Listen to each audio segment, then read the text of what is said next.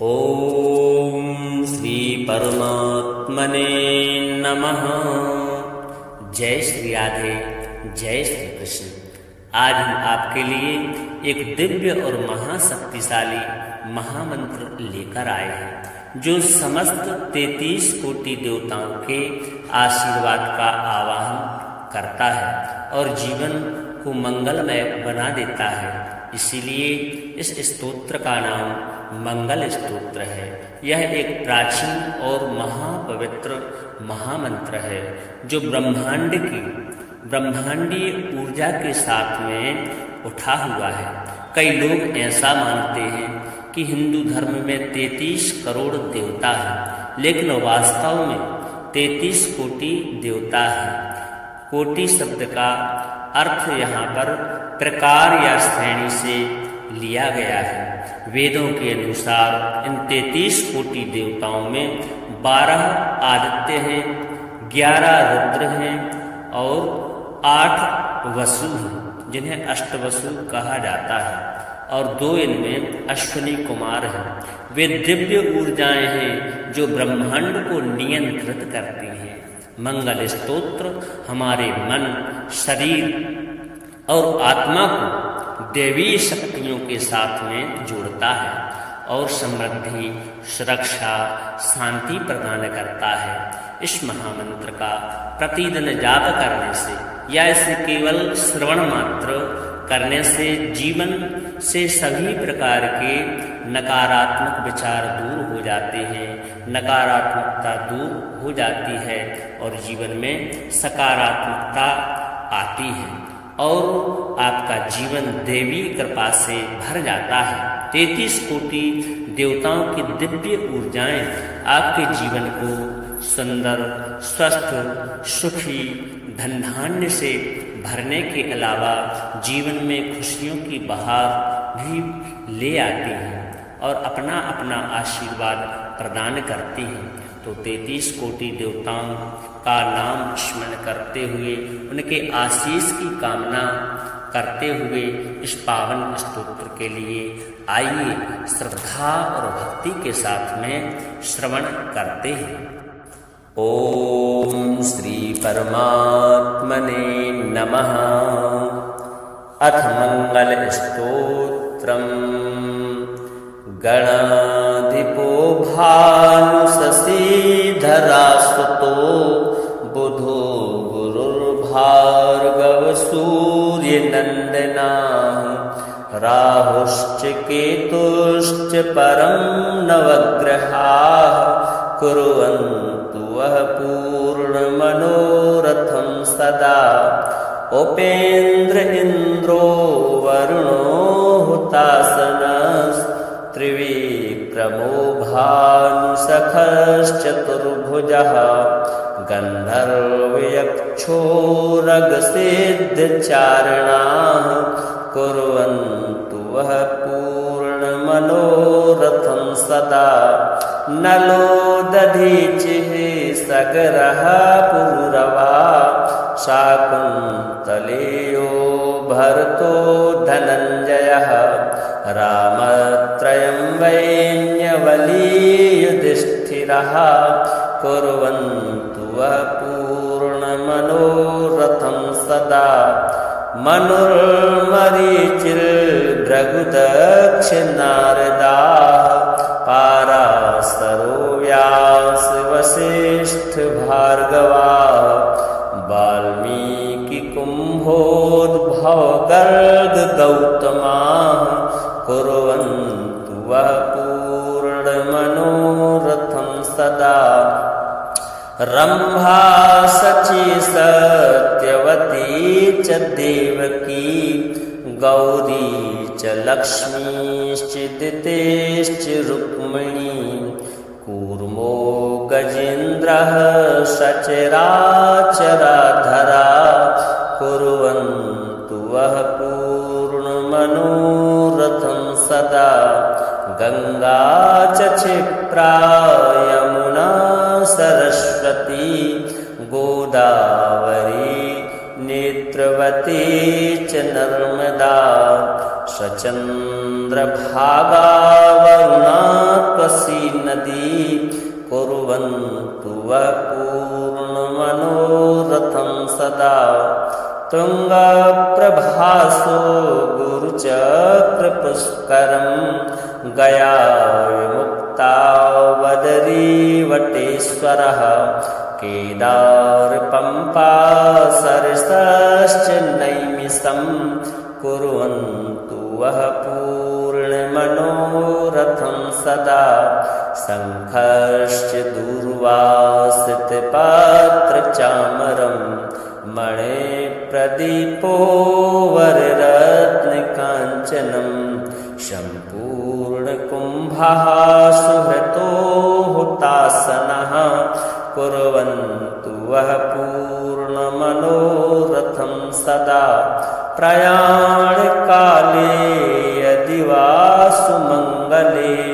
प्रभातकाले चरणपाभिषेचने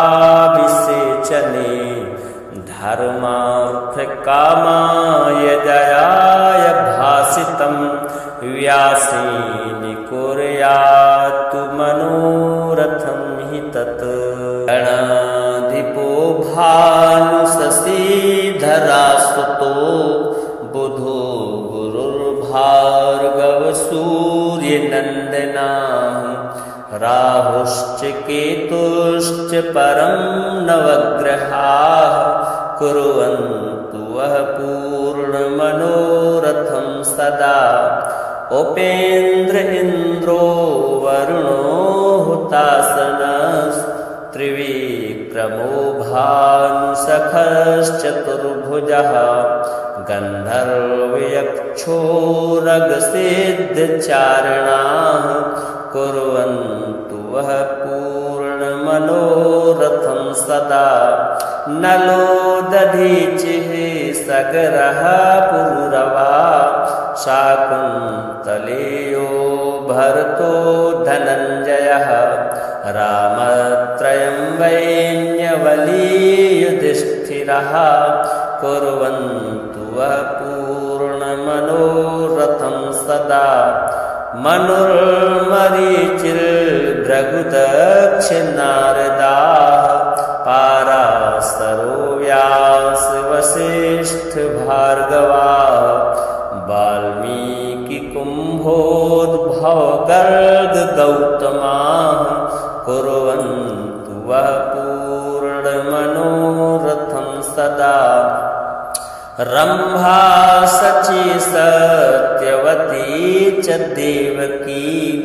गौरी च लक्ष्मीश्च दितेश्च रुक्मिणी कूर्मो गजेन्द्रः सचराचराधरा कुर्वन्तु वः पूर्णमनोरथं सदा। गंगा च क्षिप्रा यमुना सरस्वती गोदावरी नेत्रवती च नर्मदा सचन्द्रभागा वरुणा त्वसी नदी कुर्वन्तु वः पूर्णमनोरथं सदा। तुङ्गप्रभासो गुरुचक्रपुष्करं गया विमुक्तावदरीवटेश्वरः केदारपम्पा सरसश्च नैमिषं कुर्वन्तु वः पूर्णमनोरथं सदा। शङ्खश्च दूर्वासितपात्रचामरं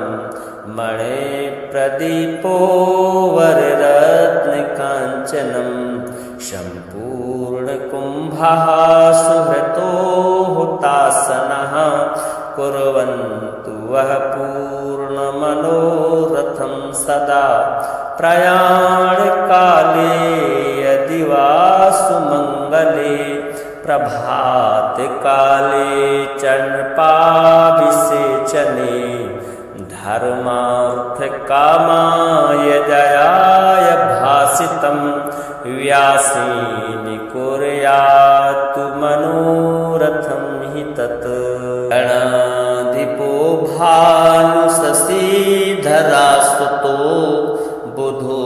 गुरुर्भार्गव सूर्यनन्दनः नन्दनाः राहुश्च केतुश्च परं नवग्रहाः कुर्वन्तु वः पूर्णमनोरथं सदा उपेन्द्र इन्द्रो वरुणो हुतासनस्त्रिविक्रमो भानुसखश्चतुर्भुजः गन्धर्वयक्षोरगसिद्धचारिणाः कुर्वन्तु वः पूर्णमनोरथं सदा नलो दधीचिः सगरः पुरुरवा शाकुन्तलेयो भरतो धनञ्जयः रामत्रयं वैन्यवलीयुधिष्ठिरः कुर्वन्तु वः पूर्णमनोरथं सदा मनुर्मरीचिर्भृगुदक्षिणारदाः पाराशरो व्यासवसिष्ठभार्गवाः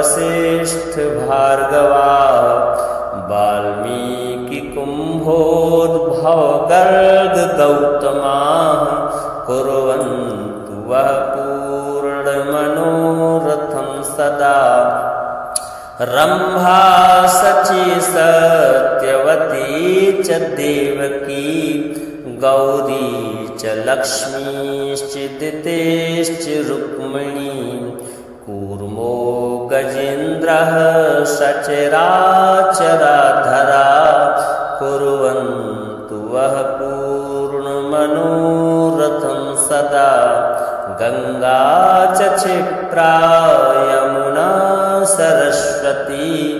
गोदावरी नेत्रवती च नर्मदा सचन्द्रभागा वरुणा त्वसी नदी कुर्वन्तु वः पूर्णमनोरथं सदा तुङ्गप्रभासो गुरुचक्रपुष्करं गया विमुक्ता वदरीवटेश्वरः केदारपम्पा सरसश्च नैमिषं कुर्वन्तु वः पूर्णमनोरथं सदा शङ्खश्च दूर्वासितपात्रचामरं मणिप्रदीपो वररत्नकाञ्चनं सम्पूर्णकुम्भः सुहृतो हुतासनः कुर्वन्तु वः पूर्णमनोरथं सदा प्रयाणकाले यदि वा सुमङ्गले प्रभातकाले चण्पाभिषेचने धर्मार्थकामाय जयाय भासितं व्यासेन कुर्यात्तु मनोरथं हि तत् गणाधिपो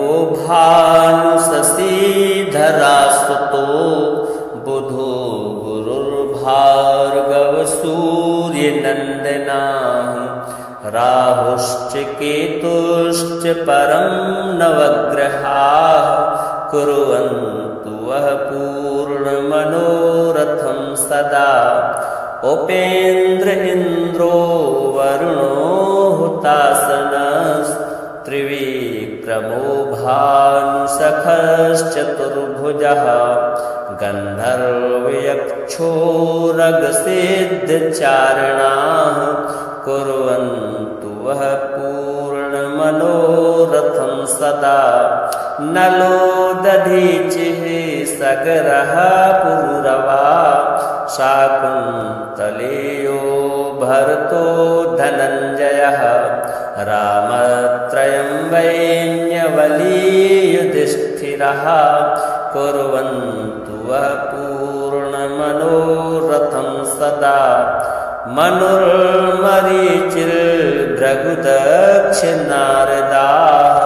पाराशरो व्यासवसिष्ठभार्गवाः वाल्मीकिकुम्भोद्भवगर्गगौतमाः कुर्वन्तु वः पूर्णमनोरथं सदा रंभा सची सत्यवती च देवकी गौरी च लक्ष्मीश्चिदितेश्च रुक्मिणी कूर्मो गजेन्द्रः सचराचराधरा कुर्वन्तु वः पूर्णमनोरथं सदा गंगा च क्षिप्रा यमुना सरस्वती गोदावरी नेत्रवती च नर्मदा सचन्द्रभागा वरुणा त्वसी नदी कुर्वन्तु वः पूर्णमनोरथं सदा तुङ्गप्रभासो गुरुचक्रपुष्करं गया विमुक्ता वदरीवटेश्वरः केदारपम्पा सरसश्च नैमिषं कुर्वन्तु वः पूर्णमनोरथं सदा शङ्खश्च दूर्वासितपात्रचामरं मणिप्रदीपो वररत्नकाञ्चनं सम्पूर्णकुम्भः सुहृतो हुतासनः कुर्वन्तु वः पूर्णमनोरथं सदा प्रयाणकाले यदि वा सुमङ्गले प्रभातकाले चर्पणाभिषेचने धर्मार्थकामाय जयाय भासितं व्यासेन कुर्यात्तु मनोरथं हि तत् गणाधिपो भानुशशीधरासुतो बुधो गुरुर्भार्गव सूर्यनन्दनाः राहुश्च केतुश्च परं नवग्रहाः कुर्वन्तु वः पूर्णमनोरथं सदा उपेन्द्र इन्द्रो वरुणो हुतासनस्त्रिविक्रमो भानुसखश्चतुर्भुजः गन्धर्वयक्षोरगसिद्धचारणाः कुर्वन्तु वः पूर्णमनोरथं सदा नलो दधीचिः सगरः पुरुरवा शाकुन्तलेयो भरतो धनञ्जयः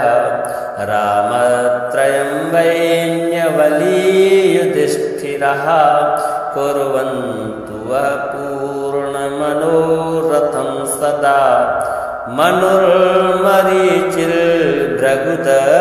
मनुर्मरीचिर्भृगुदक्षिणारदाः पाराशरो व्यासवसिष्ठभार्गवाः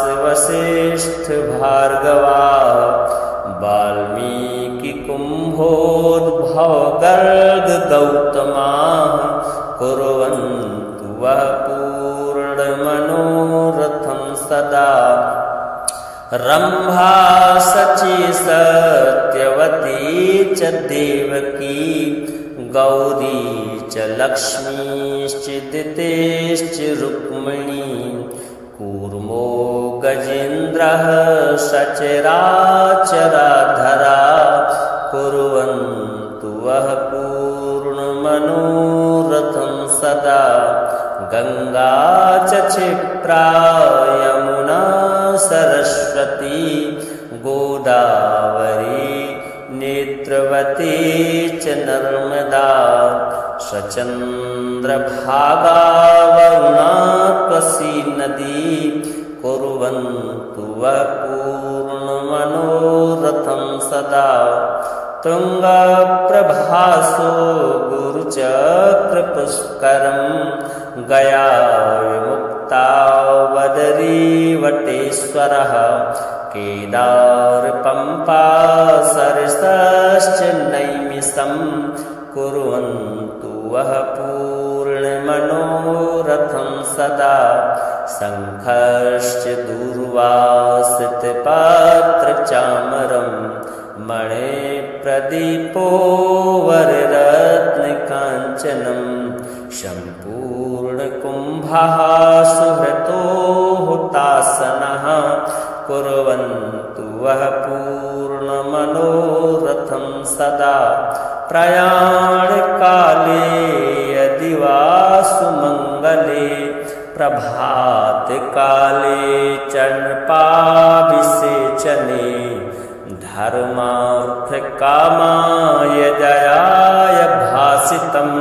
व्यासेन कुर्यात्तु मनोरथं हि तत् गणाधिपो भानुशशीधरासुतो बुधो गुरुर्भार्गव सूर्यनन्दनः राहुश्च केतुश्च परं नवग्रहाः कुर्वन्तु वः पूर्णमनोरथं सदा उपेन्द्र इन्द्रो वरुणो हुतासनस्त्रिविक्रमो भानुसखश्चतुर्भुजः गन्धर्वयक्षोरगसिद्धचारणाः कुर्वन्तु वः पूर्णमनोरथं सदा नलो दधीचिः सगरः पुरुरवा शाकुन्तलेयो भरतो धनञ्जयः रामत्रयं वैन्यवली युधिष्ठिरः कुर्वन्तु वः पूर्णमनोरथं सदा मनुर्मरीचिर्भृगुदक्षिणारदाः पाराशरो व्यासवसिष्ठभार्गवाः वाल्मीकिकुम्भोद्भवगर्गगौतमाः कुर्वन्तु वः पूर्णमनोरथं सदा रम्भा शची सत्यवती च देवकी गौरी च लक्ष्मीश्चिदितेश्च रुक्मिणी कूर्मो गजेन्द्रः सचराचराधरा कुर्वन्तु वः पूर्णमनोरथं सदा गङ्गा च क्षिप्रा यमुना सरस्वती गोदावरी नेत्रवती च नर्मदा सचन्द्रभागा वरुणात्वसी नदी कुर्वन्तु वः पूर्णमनोरथं सदा तुङ्गप्रभासो गुरुचक्रपुष्करं गया विमुक्ता वदरीवटेश्वरः केदारपम्पा सरसश्च नैमिषं कुर्वन्तु वः पूर्णमनोरथं सदा शङ्खश्च दूर्वासितपात्रचामरं मणिप्रदीपो वररत्नकाञ्चनं सम्पूर्णकुम्भः सुहृतो हुतासनः कुर्वन्तु वः पूर्णमनोरथं सदा प्रयाणकाले यदि वा सुमङ्गले प्रभातकाले चण्पाभिषेचने धर्मार्थकामाय जयाय भासितं व्यासेन कुर्यात्तु मनोरथं हि तत् गणाधिपो भानुशशीधरासुतो बुधो गुरुर्भार्गव सूर्यनन्दनः राहुश्च केतुश्च परं नवग्रहाः कुर्वन्तु वः पूर्णमनोरथं सदा उपेन्द्र इन्द्रो वरुणो हुतासनस्त्रिविक्रमो भानुसखश्चतुर्भुजः गन्धर्वयक्षोरगसिद्धचारणाः कुर्वन्तु वः पूर्णमनोरथं सदा नलो दधीचिः सगरः पुरुरवा शाकुन्तलेयो भरतो धनञ्जयः रामत्रयं वैन्यवली युधिष्ठिरः कुर्वन्तु वः पूर्णमनोरथं सदा मनुर्मरीचिर्भृगुदक्षिणारदाः पाराशरो व्यास वसिष्ठ भार्गवाः वाल्मीकि कुम्भोद्भव गर्ग गौतमाः कुर्वन्तु वः पूर्णमनोरथं सदा रंभा सची सत्यवती च देवकी गौरी च लक्ष्मीश्चिदितेश्च रुक्मिणी कूर्मो गजेन्द्रः सचराचराधरा कुर्वन्तु वः पूर्णमनोरथं सदा गंगा च क्षिप्रा यमुना सरस्वती गोदावरी नेत्रवती च नर्मदा सचन्द्रभागा वरुणा त्वसी नदी कुर्वन्तु वः पूर्णमनोरथं सदा तुङ्गप्रभासो गुरुचक्रपुष्करं गया विमुक्ता वदरीवटेश्वरः केदारपम्पा सरसश्च नैमिषं कुर्वन्तु वः पूर्णमनोरथं सदा शङ्खश्च दूर्वासितपात्रचामरं मणिप्रदीपो वररत्नकाञ्चनं सम्पूर्णकुम्भः सुहृतो हुतासनः कुर्वन्तु वः पूर्णमनोरथं सदा प्रयाणकाले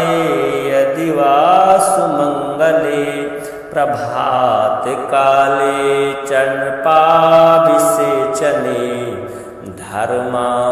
धर्मार्थकामाय जयाय भासितं व्यासेन कुर्यात् मनोरथं हि तत् गणाधिपो भानुशशीधरासुतो बुधो गुरुर्भार्गव सूर्यनन्दनः राहुश्च केतुश्च परं नवग्रहाः कुर्वन्तु वः पूर्णमनोरथं सदा उपेन्द्र इन्द्रो वरुणो हुतासनस्त्रिविक्रमो भानुसखश्चतुर्भुजः गन्धर्वयक्षोरगसिद्धचारणाः कुर्वन्तु वः पूर्णमनोरथं सदा नलो दधीचिः सगरः पुरुरवा शाकुन्तलेयो भरतो धनञ्जयः रामत्रयं वैन्यवली युधिष्ठिरः कुर्वन्तु वः पूर्णमनोरथं सदा मनुर्मरीचिर्भृगुदक्षिणारदाः पाराशरो व्यास वसिष्ठ भार्गवाः वाल्मीकि कुम्भोद्भव गर्ग गौतमाः कुर्वन्तु वः पूर्णमनोरथं सदा रंभा सची सत्यवती च देवकी गौरी च लक्ष्मीश्चिदितेश्च रुक्मिणी कूर्मो गजेन्द्रः सचराचराधरा कुर्वन्तु वः पूर्णमनोरथं सदा गंगा च क्षिप्रा यमुना सरस्वती गोदावरी नेत्रवती च नर्मदा सचन्द्र चन्द्रभागा वरुणात्वसी नदी कुर्वन्तु वः पूर्णमनोरथं सदा तुङ्गप्रभासो गुरुचक्रपुष्करं गया विमुक्तावदरीवटेश्वरः केदारपम्पा सरसश्च नैमिषं कुर्वन्तु वः पूर्णमनोरथं सदा शङ्खश्च दूर्वासितपात्रचामरं मणिप्रदीपो वररत्नकाञ्चनं सम्पूर्णकुम्भः सुहृतो हुतासनः कुर्वन्तु वः पूर्णमनोरथं सदा प्रयाणकाले यदि वा सुमङ्गले प्रभातकाले चरणपाभिषेचने धर्मार्थकामाय जयाय भासितं व्यासेन कुर्यात् मनोरथं हि तत् गणाधिपो भानुशशीधरासुतो बुधो गुरुर्भार्गव सूर्यनन्दनः राहुश्च केतुश्च परं नवग्रहाः कुर्वन्तु वः पूर्णमनोरथं सदा उपेन्द्र इन्द्रो वरुणो हुतासनस्त्रिविक्रमो भानुसखश्चतुर्भुजः गन्धर्वयक्षोरगसिद्धचारणाः कुर्वन्तु वः पूर्णमनोरथं सदा नलो दधीचिः सगरः पुरुरवा शाकुन्तलेयो भरतो धनञ्जयः रामत्रयं वैन्यवलीयुधिष्ठिरः कुर्वन्तु वः पूर्णमनोरथं सदा मनुर्मरीचिर्भृगुदक्षिणारदाः पाराशरो व्यासवसिष्ठभार्गवाः वाल्मीकिकुम्भोद्भवगर्गगौतमाः कुर्वन्तु वः पूर्णमनोरथं सदा रम्भा शची सत्यवती च देवकी गौरी च लक्ष्मीश्च दितेश्च रुक्मिणी कूर्मो गजेन्द्रः सचराचराधरा कुर्वन्तु वः पूर्णमनोरथं सदा गङ्गा च क्षिप्रा यमुना सरस्वती गोदावरी नेत्रवती च नर्मदा स्वचन्द्रभागा वरुणात्वसी नदी कुर्वन्तु वः पूर्णमनोरथं सदा तुङ्गप्रभासो गुरुचक्रपुष्करं गया विमुक्तावदरीवटेश्वरः केदारपम्पा सरसश्च नैमिषं कुर्वन्तु वः पूर्णमनोरथं सदा शङ्खश्च दूर्वासितपात्रचामरं मणिप्रदीपो वररत्नकाञ्चनं सम्पूर्णकुम्भः सुहृतो हुतासनः कुर्वन्तु वः पूर्णमनोरथं सदा प्रयाणकाले यदि वा सुमङ्गले प्रभातकाले चरणपाभिषेचने धर्मार्थकामाय जयाय भासितं व्यासेन कुर्यात् मनोरथं हि तत् गणाधिपो भानुशशीधरासुतो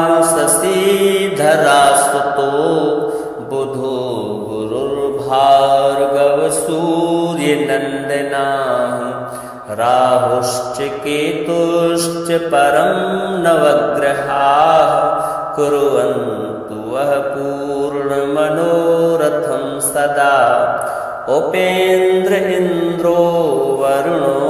हुतासनस्त्रिविक्रमो भानुसखश्चतुर्भुजः गन्धर्वयक्षोरगसिद्धचारणाः कुर्वन्तु वः पूर्णमनोरथं सदा नलो दधीचिः सगरः पुरुरवा शाकुन्तलेयो भरतो धनञ्जयः रामत्रयं वैन्यवली युधिष्ठिरः कुर्वन्तु वः पूर्णमनोरथं सदा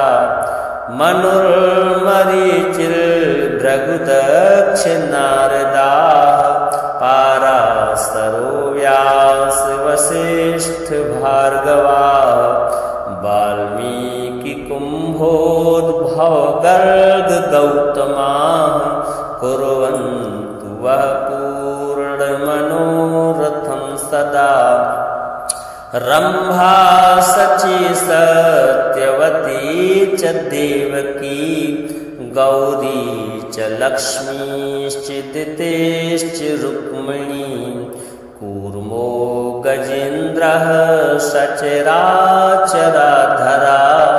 कुर्वन्तु वः पूर्णमनोरथं सदा गंगा च क्षिप्रा यमुना सरस्वती गोदावरी नेत्रवती च नर्मदा सचन्द्रभागा वरुणा त्वसी नदी कुर्वन्तु वः पूर्णमनोरथं सदा तुङ्गप्रभासो गुरुचक्रपुष्करं गया विमुक्ता वदरीवटेश्वरः केदारपम्पा सरसश्च नैमिषं कुर्वन्तु वः पूर्णमनोरथं सदा शङ्खश्च दूर्वासितपात्रचामरं मणिप्रदीपो वररत्नकाञ्चनं सम्पूर्णकुम्भः सुहृतो हुतासनः कुर्वन्तु वः पूर्णमनोरथं सदा प्रयाणकाले यदि वा सुमङ्गले प्रभातकाले चण्पाभिषेचने धर्मार्थकामाय जयाय भासितं व्यासेन कुर्यात्तु मनोरथं हि तत् गणाधिपो भानुशशीधरासुतो बुधो गुरुर्भार्गवसूर्यनन्दनाः राहुश्च केतुश्च परं नवग्रहाः कुर्वन्तु वः पूर्णमनोरथं सदा उपेन्द्र इन्द्रो वरुणो हुतासनस्त्रिविक्रमो भानुसखश्चतुर्भुजः गन्धर्वयक्षोरगसिद्धचारणाः कुर्वन्तु वः पूर्णमनोरथं सदा नलो दधीचिः सगरः पुरुरवा शाकुन्तलेयो भरतो धनञ्जयः रामत्रयं वैन्यवली युधिष्ठिरः कुर्वन्तु वः पूर्णमनोरथं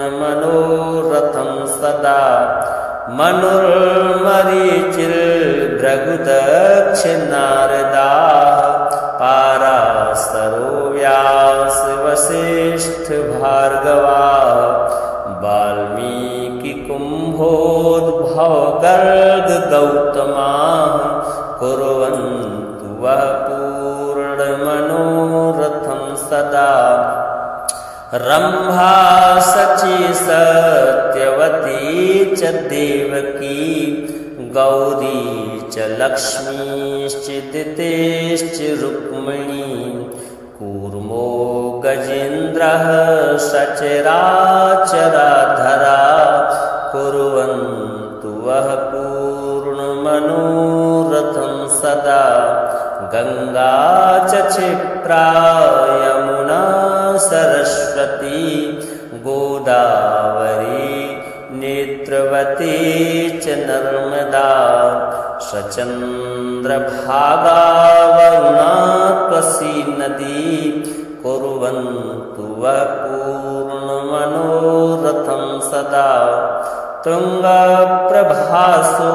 गुरुचक्रपुष्करं गया विमुक्ता वदरीवटेश्वरः केदारपम्पा सरसश्च नैमिषं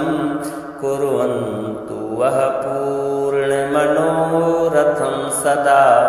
शङ्खश्च दूर्वासितपात्रचामरं मणिप्रदीपो वररत्नकाञ्चनं सम्पूर्णकुम्भः सुहृतो हुतासनः